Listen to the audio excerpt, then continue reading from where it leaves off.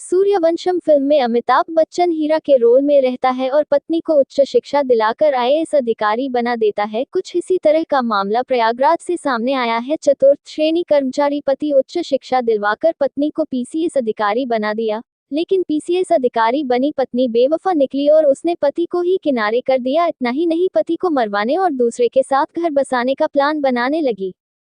ऐसा आरोप पंचायती राज विभाग में चतुर्थ श्रेणी कर्मचारी पति आलोक मौर्य ने पीसीएस पत्नी ज्योति मौर्य पर लगाया है। वहीं पीसीएस पत्नी ने पति और उसके परिवार वालों के ऊपर दहेज मांगने, बदनाम करने और उत्पीड़न करने का आरोप लगाते हुए धूमनगंज थाने में मुकदमा दर्ज कराया है। आलोक मौर्य ने कहा कि 2009 में उसका पंचायती राज विभाग में चतुर्थ श्रेणी कर्मचारी पद पर चयन हुआ। पोस्टिंग प्रतापगढ़ में हुई। 2010 में उसकी वाराणसी के चिरई गांव की रहने वाली ज्योति से शादी हुई। ज्योति ने शादी के बाद आगे की पढ़ाई करने की इच्छा जताई। आलोक मौर्य ने उसे संबल दिया और अपनी छोटी सी तनख्वाह में से पैसे काटकर उसकी पढ़ाई के लिए रुपये जोड़े।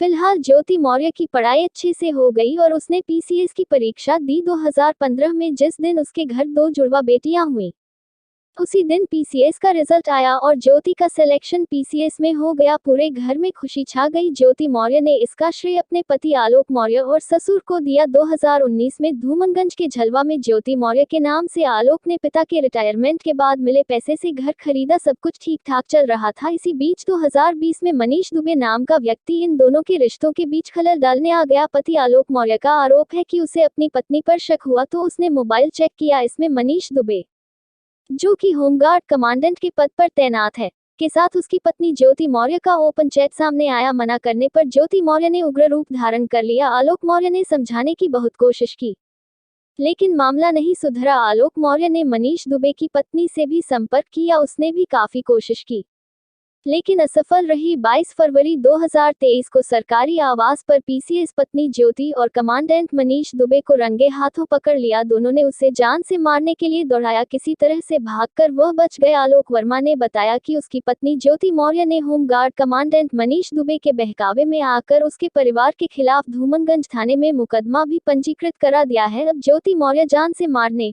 जेल भिजवाने की धमकी दे रही है। मनीष दुबे ने पत्नी से तलाक लेने के लिए कोर्ट में अर्जी दी है।